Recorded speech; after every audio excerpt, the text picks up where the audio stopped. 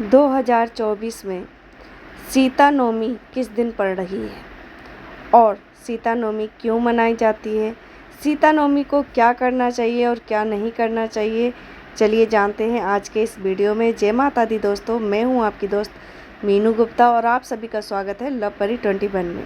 जनक नंदिनी यानी कि महाराज जनक की पुत्री सीता का जन्म वैशाख माह की शुक्ल पक्ष की नवमी की तिथि में हुआ था। इस तिथि में जो भी लोग माता सीता का व्रत, माता सीता की पूजा करते हैं तो उन्हें आर्थिक तंगी से तो मुक्ति मिलती है, बल्कि जो आर्थिक जीवन में समस्याएं चल रही है उनसे भी मुक्ति प्राप्त होती है, क्योंकि माता सीता माता लक्ष्मी का ही अवतार हैं। और जहाँ भगवान विष्णु और माता लक्ष्मी का आशीर्वाद होता है जिस घर में, उस घर में सदैव खुशियाँ ही बनी रहती हैं, कभी दुख आसपास नहीं भटकता है। अगर दुख किसी कारण से आ भी जाता है तो वो पल भर में ही गायब हो जाता है, समाप्त हो जाता है, क्योंकि उस मुसीबत से लड़ने का रास्ता भगवान विष्णु और माता सीता स्वयं दिखाते हैं हमें, बाहर निकलने का मुसीबतों से रास्ता।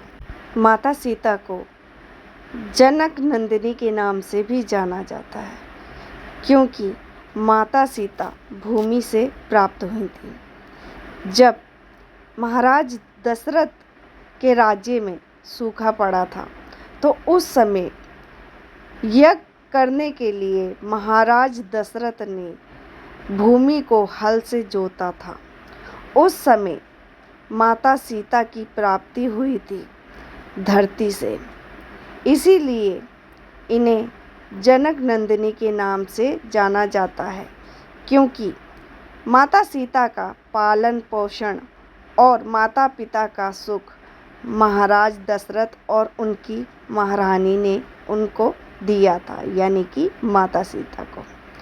अब जानते हैं इन्हें भूमिपुत्री क्यों कहा जाता है, क्योंकि माता सीता भूमि से प्राप्त हुई थी और अंत में भूमि में ही समा गई थी, इसलिए इन्हें भूमिपुत्री के नाम से भी जाना जाता है। अब जानते हैं कि इस दिन क्या करना चाहिए और क्या नहीं करना चाहिए। सबसे पहले जान लेते हैं इस दिन क्या करना चाहिए। तो इस दिन किसी भी ज़रूरतमंद की मदद करनी चाहिए अपने सामर्थ्य के हिसाब से। इस दिन अगर आपके दरवाजे कोई भी मेहमान या कोई भिक्षुक आता है तो उसे अन्न और जल का दान जरूर दें। इस दिन कन्याओं को भी अन्न या जल अपने सामर्थ्य के हिसाब से दान दें। इस दिन राहगीर को जल, मीठा जल जरूर पिलाएं। भगवान विष्णु और माता लक्ष्मी की पूजा आराधना जरूर करें। इस दिन तुलसी में जल जरूर चढ़ाएं और शाम को तुलसी पर घी का दीपक जरूर जलाएं। ऐसा करने से माता लक्ष्मी अति प्रसन्न होती हैं।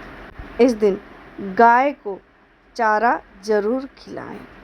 अब जानते हैं कि क्या नहीं करना चाहिए। इस दिन दाढ़ी, बाल, नाखून इत्यादि नहीं कटवानी चाहिए। इस दिन किसी से झूठ नहीं बोलना चाहिए, लड़ाई झगड़ा नहीं करना चाहिए। इस दिन मांस, मदिरा का सेवन नहीं करना चाहिए।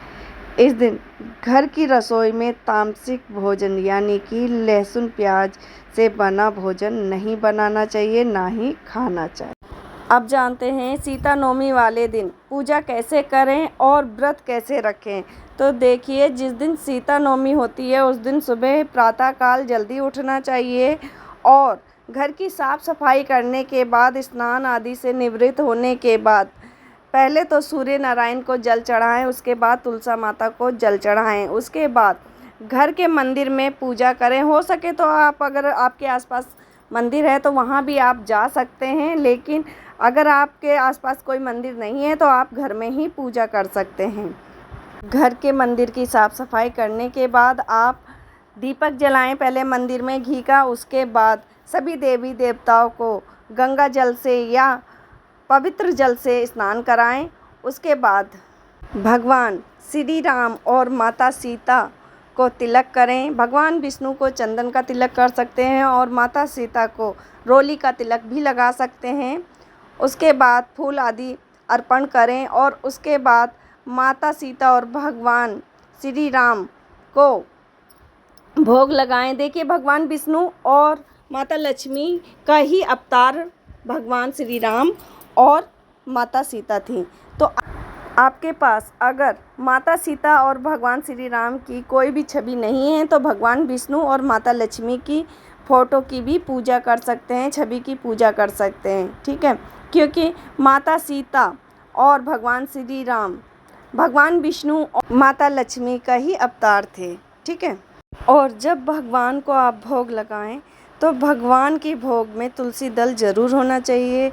माता सीता को सफ़ेद रंग की मिठाई का भोग लगाएं, इससे माता सीता अति प्रसन्न हो जाती हैं, माता लक्ष्मी अति प्रसन्न हो जाती हैं।